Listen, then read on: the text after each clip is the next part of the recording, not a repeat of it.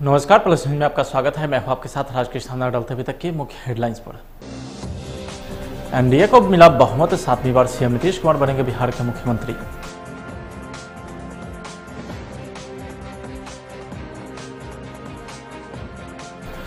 लगातार 6 ट्वीट कर पीएम ने बिहारवासियों को दी जीत की बधाई।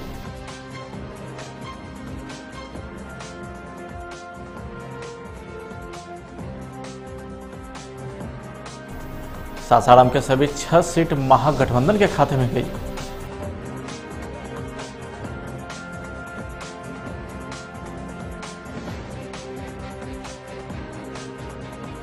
अररिया के जिला पदाधिकारी ने विजय प्रत्याशी को जीत की बधाई दी।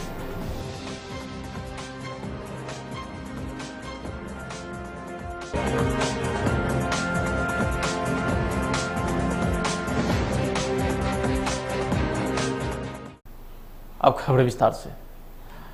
बिहार चुनाव के नतीजे आ गए हैं। बिहार में एनडीए को बहुमत मिली है और नीतीश कुमार अगले सीएम होंगे।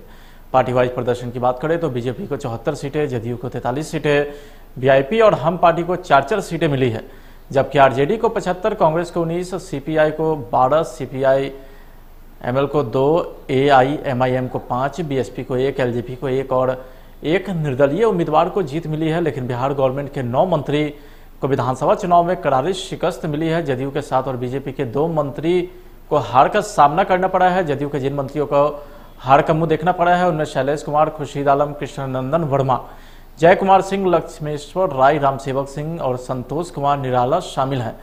तो वहीं बीजेपी के सुरेश शर्मा और ब्रिज किशोर बिंद भी हार गए हैं। इनमें से कृष्णनंदन वर्मा को जहानाबाद में 30,000 से अधिक वोटों के साथ हार का सामना करना पड़ा। साथ ही आपको बता दें कि चुनाव प्रचार के दौरान मंत्रियों को इस क्षेत्र में विरोध का सामना करना पड़ा था। मंत्री पर काम नहीं करने का आरोप लोगों ने लगाया था। कई मंत्रियों के वीडियो वायरल भी हुए थे। तो वहीं एनडीए में मंत्री के अलावा नेताओं की बात करें तो वीआईपी प्रमुख मुकेश सहनी भी सिमरी, बख्तियारपुर, परसा से, जदयू के चंद्रिका राय भी चुनाव हार गए। तो वहीं महागठबंधन में भी कई दिग्गज नेता चुनाव हारे हैं। आरजेडी से अब्दुल बारूद सिद्दीकी केवटी से चुनाव हार चुके हैं। बिहार विधानसभा चुनाव में एनडीए को पूर्ण बहुमत से जीत मिली है। एनडीए के गठबंधन में हम पार्टी ने 7 में से कुल 4 सीटों पर जीत दर्ज की है। नतीजे आने के बाद हम के अध्यक्ष जीतन मांझी पटना पहुंचे, जहां उनका कार्यकर्ता ने स्वागत किया है। इस दौरान जीत के बाद पहली बार चर्चा करते हुए कहा है कि एनडीए और महागठबंधन का कोई मुकाबला नहीं था, एनडीए की जीत सुनिश्चित थी। बातचीत में जीतन मांझी ने कहा है कि महागठबंधन से हमारा कोई मुकाबला नहीं था, लोग कांटे की टक्कर बता रहे हैं, लेकिन ऐसा कुछ भी नहीं था। चौथी बार मुख्यमंत्री बन रहे हैं। जीतन राम मांझी का भव्य स्वागत किया जा रहा है। जीतन राम मांझी पहली बार जीत के बाद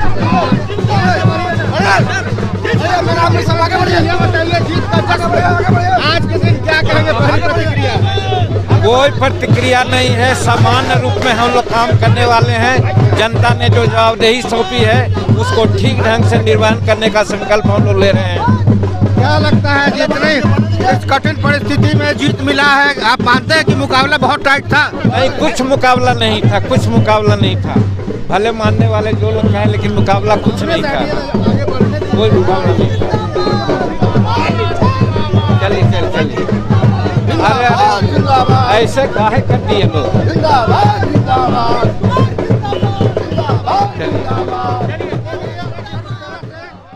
बिहार विधानसभा चुनाव में एनडीए की जीत से काफी खुश देश के प्रधानमंत्री नरेंद्र मोदी ने बिहार वासियों का आभार व्यक्त किया है। पीएम मोदी ने एक के बाद एक लगातार 6 ट्वीट कर अपनी खुशी जाहिर की है। उन्होंने लिखा है कि बिहार ने दुनिया को लोकतंत्र का पहला पाठ पढ़ाया है। बिहार ने दुनिया को फिर बता दिया कि लोकतंत्र को मजबूत कैसे किया जाता है। रिकॉर्ड संख्या में बिहार के गरीब, वंचित और महिलाओं ने वोट किया है। विकास के लिए अपना निर्णायक फैसला भी सुनाया है। पीएम ने आगे बताया कि बिहार में जनता जनार्दन के आशीर्वाद से लोकतंत्र ने एक बार फिर विजय प्राप्त की है। मैं कार्यकर्ता को बधाई देता हूं और बिहार की जनता के प्रति हृदय से आभार प्रकट करता हूं। इस चुनाव में कई ऐसे नाम रहे जिनकी सीट पर सभी की नजर टिकी हुई थी। इस बार के विधानसभा चुनाव में जन अधिकार पार्टी के अध्यक्ष और प्रगतिशील लोकतांत्रिक गठबंधन की ओर से सीएम का चेहरा पप्पू यादव को सिर्फ 26,462 वोट मिले हैं। मधेपुरा की सीट पर जहां एक तरफ पप्पू यादव को हार का मुंह देखना पड़ा, वहीं उनकी पार्टी को भी बुरी तरह पराजय का सामना करना पड़ा, जिसके बाद उन्होंने इसका ठीकरा ईवीएम पर फोड़ दिया। इस सीट पर आरजेडी के चंद्रशेखर ने जीत दर्ज की है। बिहार विधानसभा चुनाव के नतीजे लगभग फाइनल हो चुके हैं। बिहार चुनाव में एनडीए ने 111 सीटों पर जीत हासिल की है, जबकि महागठबंधन को 94 विधानसभा सीटों पर जीत मिली।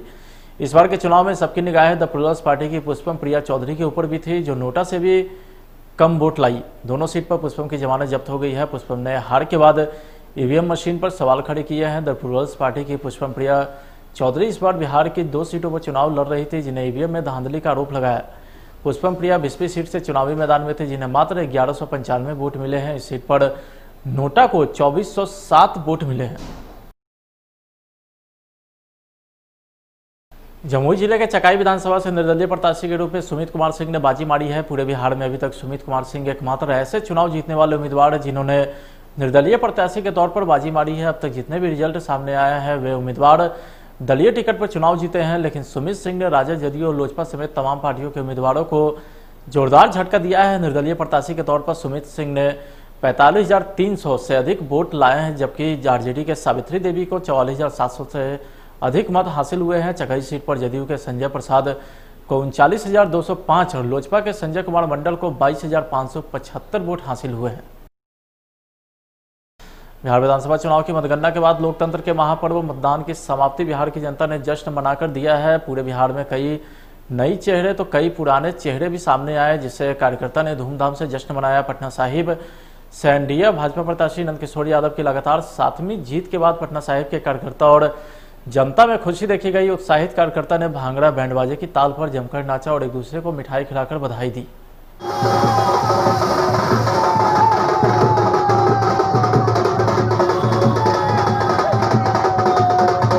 साहब विधानसभा से नंदकिशोर यादव का एनडीए की जीत हुई है, कितनी खुशी हो रही है? पटना साहिब से श्री नंदकिशोर यादव को 7वीं बार विजय मिलने से भारतीय जनता पार्टी के कार्यकर्ताओं में उत्साह है और यहाँ की जनता में भी खुशी है।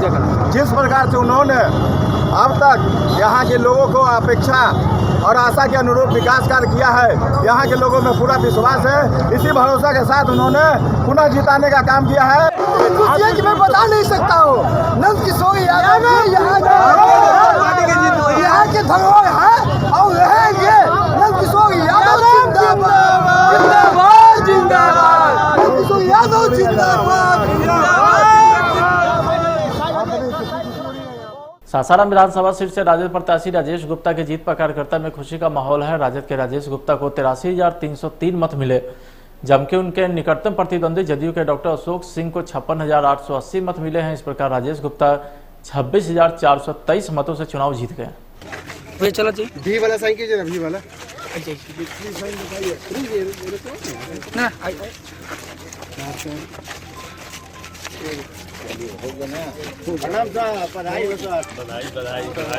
बीच में कहाँ लगाते हैं आप? रोहतास जिले के 7 विधानसभा क्षेत्रों में सभी सीटें महागठबंधन के खाते में चली गई। सासाराम सीट पर जहां जीत का अंतर सबसे कम रहा, तो वहीं डेहरी विधानसभा सीट पर भाजपा के सत्यनारायण यादव मात्र 464 मतों से पराजित हो गए हैं। तो वहीं सत्यनारायण यादव ने रिकाउंटिंग के लिए प्रशासन पर दबाव भी बनाया, लेकिन रिकाउंटिंग नहीं कराई गई, जिससे सत्यनारायण यादव मायूस दिखे। थोड़े से मतों के अंतर से उनकी हार चर्चा का विषय बना हुआ है। क्या कहेंगे? मैंने रिकाउंटिंग के लिए अपील किया, इन लोगों ने सुनवाई नहीं की। हमने कहा कि मान लिया कोई बॉक्स खुलता है तो हर पोलिंग एजेंट का जो हमारा काउंटिंग एजेंट है उसका सिग्नेचर आप दिखाइए। इन्होंने दिखाने का काम नहीं किया, बल्कि कहा कि सबकी सहमति थी, आप PRO देखे हैं। लेकिन नियम तो होना चाहिए कि जिस टेबल पर खुले तो वहाँ मेरे एजेंट का सिग्नेचर चाहिए। उन्होंने दिखाने का काम नहीं किया, जो डाउटफुल मैटर है, और बाद में एक लिख करके दे दिए कि नहीं था। तो हमने कहा कि तब जाइए, अब हम निकल रहे हैं, जा रहे हैं, अब इनके लिए हम आगे अपील में जाएंगे हैं। तो क्या संतुष्ट हैं आप? हम कहाँ संतुष्ट रहते तो रिकाउंटिंग के लिए रहते हैं, मैं संतुष्ट नहीं हूँ। तो वहीं रोहतास के नोखा विधानसभा सीट से राजद प्रत्याशी पूर्व मंत्री अनीता देवी ने फिर से चुनाव जीत ली है। उन्होंने अपनी जीत का श्रेय नोखा की जनता को दिया है। 5 साल में रहकर जनता को सेवा किए और विकास किए और जनता हम पर विश्वास करके फिर से ये तो हम जनता को पूरे नोखा विधानसभा को हम धन्यवाद देते हैं और प्रणाम करते हैं कि उन्होंने मुझे दोबारा चुनने का काम किया और सेवा करने का मौका दिया। इस तरह पहले हम काम किए हैं, उससे हम लोग सोच रहे हैं कि उससे बेहतर काम करें और जनता के जो विचार है, जो जनादेश दिया है, उन पर हम खड़े उतरे, उनका और हम सेवा करें जनता का। नोखा विधानसभा में चुनावी प्रक्रिया समाप्त होने के बाद अररिया जिला पदाधिकारी प्रशांत कुमार ने प्रेस वार्ता किया। प्रेस वार्ता के दौरान उन्होंने कहा कि मतगणना कड़ी सुरक्षा के बीच संपन्न हुआ। जो गाइडलाइन जारी किया गया था उसका पालन भी किया गया। उन्होंने विजय प्रत्याशी को जीत की बधाई दी है। आप सब लोगों का स्वागत है। सर्वप्रथम तो मैं कहना चाहूँगा, अररिया जिला में जो तीसरे चरण में 7 नवंबर को जो चुनाव हुआ है वो शांतिपूर्ण तरीके से हुआ है और आज जो रिजल्ट डिक्लेयर होना है ये भी जो पूरा प्रक्रिया है शांतिपूर्ण तरीके से, स्वच्छ एवं निष्पक्ष तरीके से हुआ है। कड़ी सुरक्षा में और जो लॉ एंड ऑर्डर के जितने भी जो डायरेक्शंस है उसके अनुसार सारा व्यवस्था किया गया है। मैं अभी आप सब लोगों को जो रिजल्ट है वो बताना चाहूँगा। नरपतगंज से बीजेपी के जयप्रकाश यादव जी जो हैं वो विजय हुए हैं और रानीगंज से जदयू के अचमित ऋषिदेव जी, फॉरबिसगंज के बीजेपी के विद्यासागर केसरी जी और अररिया से national Congress, Indian national Congress के अबीदुर रहमान जी, जोकीहाट से AIMIM के शाहनवाज जी एवं सिकटी से बीजेपी के विजय कुमार मंडल जी, ये सभी विजय पाए गए हैं। मैं मीडिया के माध्यम से सभी जो स्टेक होल्डर्स हैं, चाहे वो पॉलिटिकल पार्टीज हो, कैंडिडेट्स हो और अररिया का जो संपूर्ण जनमानस हो और जो मीडिया के प्रतिनिधिगण हैं, आप सब लोगों को तहे दिल से मैं शुक्रिया अदा करना चाहूँगा। बिहार चुनाव में लोजपा ने खास प्रदर्शन नहीं किया है, लेकिन पार्टी अध्यक्ष चिराग पासवान गदगद है। बुधवार को प्रेस कॉन्फ्रेंस करते हुए चिराग ने कहा है कि एक बात साफ है कि भारतीय जनता पार्टी ने साबित कर दिया है कि बिहार में उनके विकास के नाम पर वोट मिली है। प्रधानमंत्री नरेंद्र मोदी इस जीत के हकदार है। अकेले लड़कर 25 लाख वोटों को लोजपा ने अपने हक में किया है। लोजपा ने इस चुनाव में अकेले न जाने की परंपरा को भी खत्म किया है। लोजपा कार्यकर्ताओं में इसकी खुशी है और इसके लिए मैं बधाई दूंगा हमारे प्रधानमंत्री आदरणीय नरेंद्र मोदी जी को, भारतीय जनता पार्टी के तमाम नेताओं को कि जो बेहतरीन प्रदर्शन भाजपा का रहा उसके वो हकदार भी थे। और इसीलिए मैंने भी बार बार कहा था, मैं चाहता था कि भारतीय जनता पार्टी का प्रदर्शन बेहतरीन रहे। मुझे खुशी है कि बिहार की जनता ने जिस तरीके से लोक जनशक्ति पार्टी को भी अपना प्यार दिया, अपना समर्थन दिया, लगभग 25 लाख के करीब मतदाताओं ने बिहार फर्स्ट, बिहारी फर्स्ट पर अपना विश्वास जताया।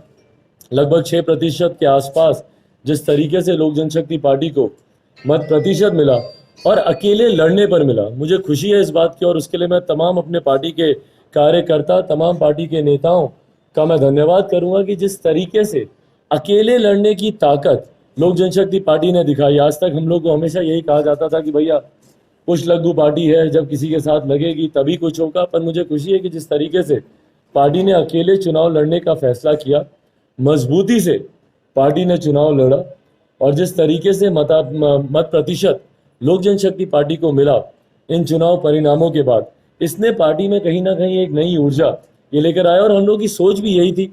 बहुत ज़्यादा पार्टी के पास जिन हाल फिलहाल के वर्षों में जिस तरीके से विधानसभा के चुनाव रहे, पार्टी के पास बहुत ज़्यादा कुछ खोने के लिए था नहीं, पर पाने के लिए अनंत संभावनाएं थी। आज पार्टी का मनोबल जिस तरीके से बढ़ा है, पार्टी के कार्यकर्ताओं में जिस तरीके से जोश आया, उत्साह आया है कि अकेले हम लोग चुनाव लड़कर अगर हम लोग इतना बेहतर प्रदर्शन कर सकते हैं। कि प्रत्याशियों का प्रदर्शन अच्छा रहा। कई ऐसी सीटें हैं जहां पर दूसरे नंबर पर हम लोग के प्रत्याशी आए। महज 4000, 5000, 6000 से कुछ सीटें हैं जो पार्टी ने लूज की।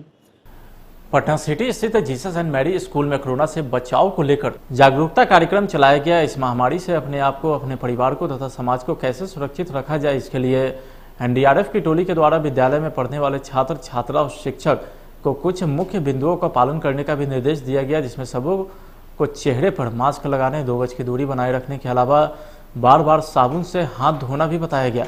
उनके अनुसार यह वायरस श्वसन तंत्र में मौजूद रहता है, जो अपने साथ कई जीवाणुओं को छींकने एवं खांसने के समय बाहर निकालता और अपने आसपास के लोगों को प्रभावित करता है।